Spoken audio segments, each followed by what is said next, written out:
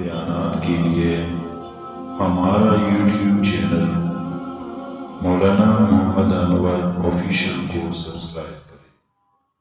الحمد لله وكفى وسلام على عباده الذين اصطفى أما بعد فأعوذ بالله من الشيطان الرجيم بسم الله الرحمن الرحيم ألف لام ميم ذلك الكتاب لا ريب فيه هدى للمتقين صدق اللہ العظیم۔ محترم سامعین اور میرے واجب الاحترام ناظرین، یہ جو دو صورتیں ہیں سورہ بقرہ اور سورہ آل عمران، یہ دونوں صورتیں یہ مدنی ہیں، اور ان دونوں صورتوں کے جو مضامین ہیں ان کے آپس میں جو جوڑ ہے، ربط ہے، اور جو ان دو صورتوں کے جو بیچ میں جو مضامین کے تعلق سے جو کلام کا جو بلاغت ہے، فصاحت ہے، اور اسی دوران جو اللہ تعالیٰ نے ان مضامین میں جو اعجاز رکھا ہے اور اعجاز رکھا ہے، اور اسی طرح اللہ تعالیٰ نے ان دونوں صورتوں کے بیچ میں جو اتحاد رکھا ہے، اور مضامین کے لحاظ سے ان کے آپس میں جو لزوم ہے اور جو ایک دوسرے کے شرح اور تفسیر ہے، اس حوالے سے یا للعجب سبحان اللہ، آپ دیکھ کر حیران ہو جائیں گے کہ یہ انسان کی بس کی بات نہیں ہو سکتی ہے۔ یہ اللہ تعالیٰ کی طرف سے نازل کردہ کلام ہے اور زندہ کلام ہے۔ یہ اللہ تعالیٰ کی طرف سے ہو سکتا ہے، انسان کی طرف سے نہیں ہو سکتا ہے۔ دوسری بات سمجھنے کی ہے، وہ یہ کہ یہ دونوں صورتیں مدینہ منورہ میں نازل ہوئی ہیں، یعنی یہ مدنی صورتیں ہیں، اور مدنی میں آپ کو معلوم ہے حضور علیہ الصلاۃ والسلام نے جتنے غزوات لڑی ہے، اور حضور علیہ الصلاۃ والسلام نے جتنے سرایہ صحابہ اکرام رضوان اللہ تعالی علیہم اجمعین کے نگرانی میں بھیجے ہیں، اور اس طرح کے حالات تھے کہ ہر روز کہیں نہ کہیں کفر کی طرف سے فتنے اٹھتے تھے، اور ان کی سرکوبی کے لیے اور اپنے کو محفوظ رکھنے کے لیے تو وہ ہمیشہ مصروف رہتے تھے۔ تو اس دوران جو آیتیں نازل ہوتی تھی، سورہ بقرہ 10 سے 8 سال کے زمانے میں نازل ہوئی ہے یہ صورت، اور اسی دوران اور جو مدنی صورتیں ہیں وہ بھی نازل ہو رہی تھی، کہیں ادھر سے سورہ بقرہ کے علاوہ آل عمران میں، اور اسی طرح جو اور مدنی صورتیں ہیں، مائدہ، مختلف صورتوں سے سورۃ النساء، سورۃ النور، مختلف صورتیں اور بھی نازل ہو رہی تھی، احکامات نازل ہو رہے تھے۔ تو اسی دوران جب حضور علیہ الصلاۃ والسلام اتنے مصروف تھے کفار کے مکر اور فریب سے، وہ ایسا دور تھا کہ ایک دن بھی خالی نہیں تھا، تو حضور علیہ الصلاۃ والسلام پر یہ جو کلام نازل اللہ تعالیٰ نے نازل کیا ہے، تو یہ برحق ہے، زندہ کلام ہے۔ تو آئیے ہم دیکھتے ہیں کہ ان کے مضامین میں سورہ بقرہ اور سورہ آل عمران کے مضامین میں کیا ربط ہے، کیا جوڑ ہے۔ اب دیکھیے کہ سورہ بقرہ کی جو افتتاح ہے، بالکل آغاز ہے، شروع ہے، یہ بعین ہی سورہ آل عمران کی جو اختتام ہے وہی ہے۔ دونوں کے آپس میں اتنی جوڑ ہے جسے اصطلاح ہے بلاغت و فصاحت میں ایجاز کہتے ہیں اور اطناب کہتے ہیں۔ سبحان اللہ، اب دیکھ کر حیران رہ جائیں گے۔ اللہ تعالیٰ کا فرمان ہے ذالک الکتاب لا ریب فیہ ھدی للمتقین، سے لے کر یہ جو آیتیں ہیں، 4-5 آیتیں ہیں، تو ان 2-5 آیتوں میں تقوی کی بات ہے، اور اسی طرح ایمان کی بات ہے، اور ان آیتوں میں فلاح کی بات ہے۔ ھدی للمتقین، یہ کلام اللہ تعالیٰ کا یہ متقین کے لیے ہدایت ہے، تو تقوی کی بات ہو رہی ہے، اور اسی مضمون کے آخر میں اللہ تعالیٰ کا فرمان ہے وَأُولَئِكَ هُمُ الْمُفْلِحُونَ، اور یہی لوگ کامیاب ہیں۔ تو یہ جو تقوی اور فلاح کی بات ہے، آئے ہم دیکھتے ہیں سورہ آل عمران کی بالکل آخر میں کس ایجاز کے ساتھ، ایجاز کہتے ہیں کہ کم سے کم لفظوں میں بڑی سے بڑی بات کو بیان کرنا، اسے عربی میں کہتے ہیں ایجاز، الف یہ جم الف جا، ایجاز کہتے ہیں اسے، کہ مختصر سے الفاظ میں آپ ایک بڑے مطلب کو بیان کر سکیں۔ تو واتقوا اللہ لعلکم تفلحون، سورہ آل عمران کے آخر میں واتقوا اللہ لعلکم تفلحون، تو وہاں کیا ہے؟ تقوی اور فلاح کی بات ہے، اور جسٹ 2 جملوں میں ہے، واتقوا اللہ لعلکم تفلحون۔ اور سورہ بقرہ کی آغاز میں جو ایک سورہ کی بالکل رکوع کے برابر ہے، تو اس رکوع میں جو ایک طوالت تھی تو اللہ تعالیٰ نے اس کو 2 لفظوں میں بیان کیا۔ سورہ آل عمران کے آخر میں دونوں کے آپس میں، ان 2 صورتوں کے آپس میں جوڑ ربط اللہ تعالیٰ نے کس حکمت کے ساتھ انسان کو بتایا۔ اور اسی سورہ بقرہ کے آغاز میں آپ دیکھ لیں، والذین یؤمنون بما انزل الیک، الذین یؤمنون بالغیب، ایمان کی بات ہو رہی ہے۔ تو یہاں پہ بالکل مختصر سی بات ہے کہ جو لوگ ایمان رکھتے ہیں غیب پر، اور جو لوگ ایمان رکھتے ہیں جو پہلی کتابیں ہیں اور قرآن پر ایمان رکھتے ہیں، تو ایمان کی بات اتنی مختصر سی ہو رہی ہے۔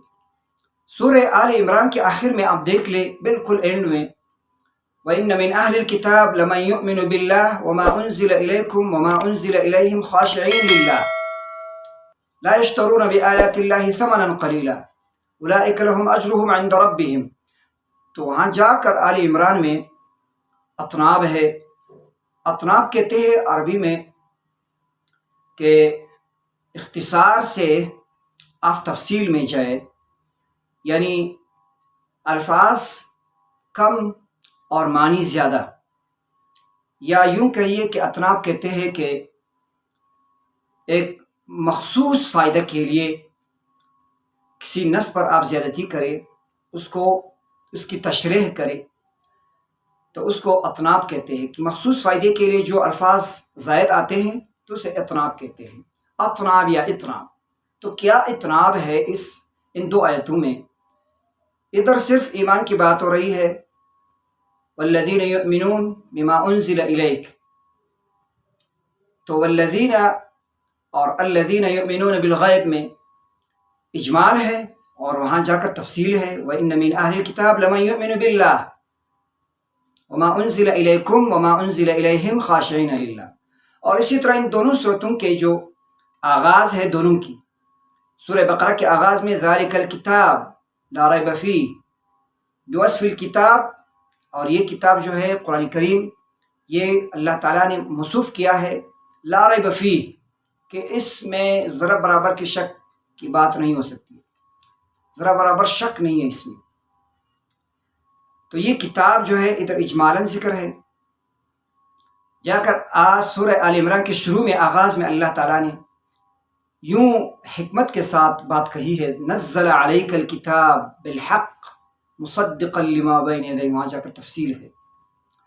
سورہ بقرہ کے بالکل شروع میں اللہ تعالیٰ کا فرمان ہے، والذین یؤمنون بما انزل الیک، اور وہ لوگ جو ایمان رکھتے ہیں ان کتابوں پر، بما انزل بما انزل الیک وما انزل من قبل، جو کتاب آپ پر نازل ہو رہی ہے اس پر ایمان رکھتے ہیں، اور وما انزل من قبل، جو پہلے نازل ہوئی ہے، جو پہلے کتابیں تھیں ان پر ایمان رکھتے ہیں۔ تو ان کتابوں کی تفصیل نہیں ہے، اجمال ہے۔ اور سورہ آل عمران کے بالکل آغاز میں وَأَنزَلَ التَّوْرَاةَ وَالْإِنْجِيلَ مِنْ قَبْلُ هُدًى لِلنَّاسِ وَأَنزَلَ الْفُرْقَانَ، تفصیل ہے وہاں۔ اور ان دونوں صورتوں کے آپس میں جو جوڑ اور ربط ہے، سبحان اللہ یا للعجب، اللہ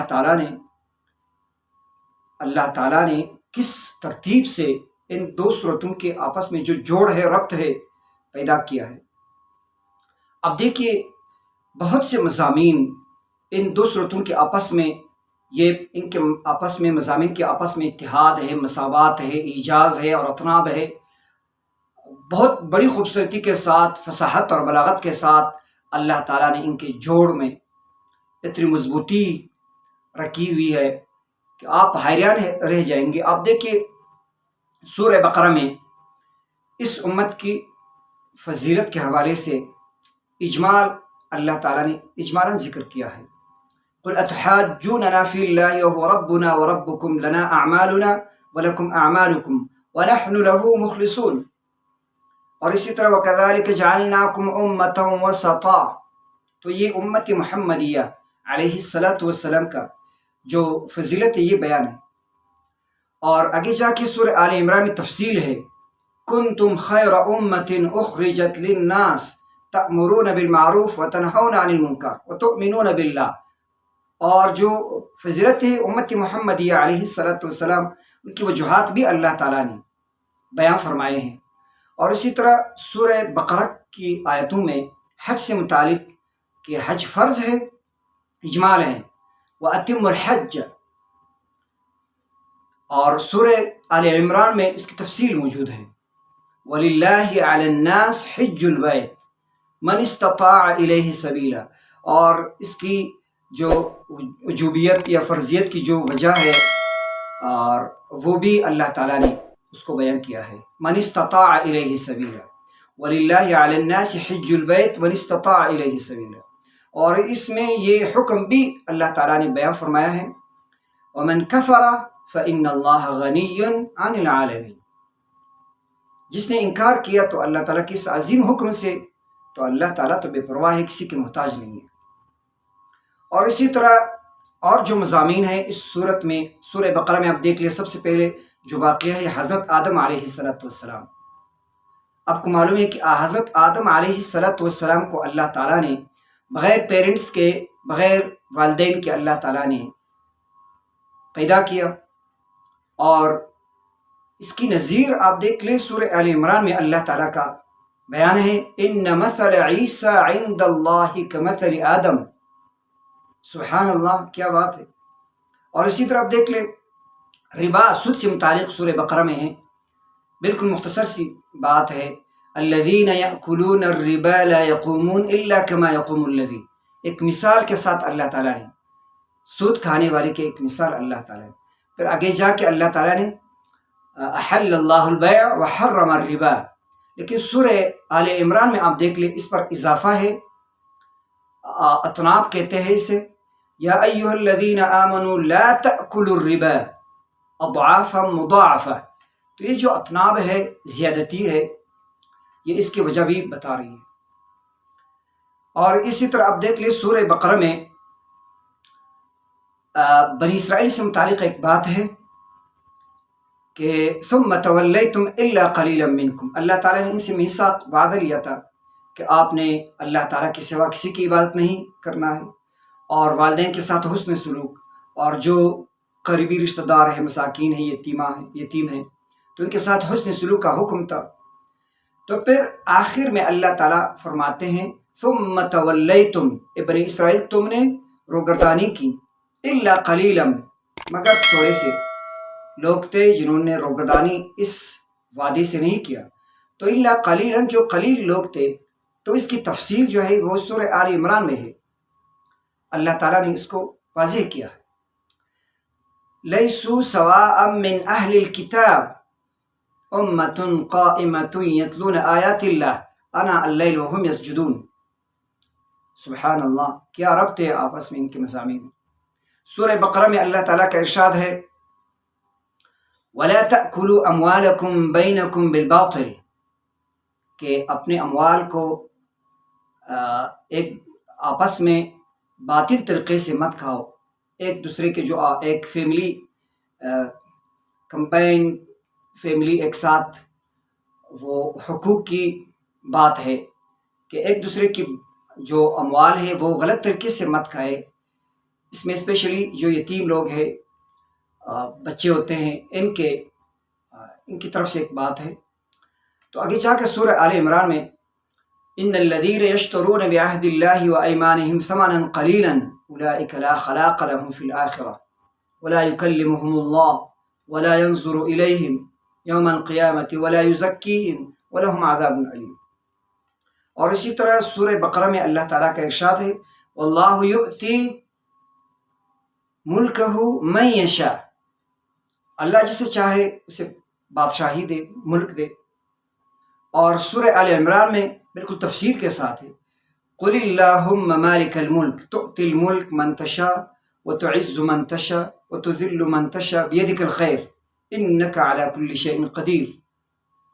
اور اسی طرح بہت سے مضامین ہیں ان دونوں صورتوں کے آپس میں اتحاد بھی ہے، اور کبھی کبھار ان مضامین میں مساوات ہے، اور کبھی آپ دیکھتے ہیں کہ ان میں ایجاز ہوتا ہے، کبھی اعجاز کے اعلیٰ درجوں پر مضامین ہیں۔ اب دیکھیں سورہ بقرہ میں اللہ تعالیٰ نے حضرت ابراہیم علیہ السلام کی دعا کا ذکر فرمایا ہے، ربنا وابعث فیہم رسولا منہم یتلو علیہم۔ ابراہیم علیہ السلام مکۃ المکرمہ کی سٹی میں کھڑے ہو کر یا ادھری آپ علیہ السلام دعا مانگ رہے تھے، ربنا وابعث فیہم رسولا، یا اللہ اس شہر میں ایک رسول بھیج دے انہی میں سے، یتلو علیہم آیاتہ ویزکیہم۔ تو اللہ تعالیٰ نے سورہ آل عمران میں اس کو ذکر کیا ہے، لقد من اللہ علی المؤمنین اذ بعث فیہم رسولا من انفسہم یتلو علیہم آیاتہ۔ سبحان اللہ، کیا ربط ہے ان میں۔ اور اسی طرح آپ دیکھتے ہیں کہ جہاد سے متعلق جو احکامات ہیں سورہ بقرہ میں بالکل اجمالاً ذکر ہے، وقاتلوا فی سبیل اللہ وَاعْلَمُوا أَنَّ اللَّهَ سَمِيعٌ عَلِيمٌ، کتب علیکم القتال، تم پر قتال فرض کیا گیا ہے۔ لیکن سورہ آل عمران میں آپ دیکھتے ہیں بہت کمال کے ساتھ انتہا پر اللہ تعالیٰ نے جہاد کا ذکر کیا ہے۔ سورہ آل عمران میں وَلَقَدْ نَصَرَكُمُ اللَّهُ بِبَدْرٍ، بدر کا جو واقعہ ہے اللہ تعالیٰ نے ذکر کیا ہے۔ اور اسی طرح غزوہ احد، وَلَقَدْ صَدَقَكُمُ اللَّهُ وَعْدَهُ إِذْ تَحُسُّونَهُم بِإِذْنِهِ۔ اور یہ جو دو واقعات ہیں ان دونوں کی شروعات اللہ تعالیٰ نے لقد کے ساتھ کیا ہے۔ اس میں بھی ایک عجیب سی راز یا سیکرٹ آپ جو بھی کہہ سکتے ہیں، یعنی ایک نقطہ ہے اس میں۔ میں نے ایک تقریر میں اس کو واضح کیا تھا، تو اللہ تعالیٰ کے کلام میں اعجاز ہے اللہ تعالیٰ کا، جیسا کہ اللہ تعالیٰ سب پر قادر ہے، تو اللہ تعالیٰ کا کلام بھی دنیا کے سب کلاموں پر حاوی ہے، سب سے اعلیٰ درجے پر ہے، سب پر فوقیت رکھتا ہے۔ جیسا کہ اللہ تعالیٰ کا فضیلت ہے ساری مخلوق پر، تو ویسا ہی اللہ تعالیٰ کے کلام کا سب مخلوقات پر فضیلت ہے۔ اسپیشلی جو جتنے کلام ہیں دنیا میں، جتنی کتابیں ہیں، سب کتابوں پر اللہ تعالیٰ کی کتاب کو فضیلت، فوقیت حاصل ہے ہر لحاظ سے۔ تو یہ جو دو صورتیں ہیں ان کے بے شمار مضامین ہیں، بے شمار مضامین ہیں۔ تو ان کے مضامین میں جو ایک دوسرے کے لیے اجمال و تفصیل، ایجاز و اطناب اور فصاحت بلاغت کے ساتھ اللہ تعالیٰ نے ذکر کیا ہے، تو انسان کی ایمان کو بڑھوتری اور انسان کی ایمان میں حلاوت پیدا کرنے والی مضامین ہے اور آیات ہے۔ اللہ تعالیٰ ہمیں سمجھنے کی توفیق عطا فرمائے۔ وآخر دعوانا ان الحمد للہ رب العالمین۔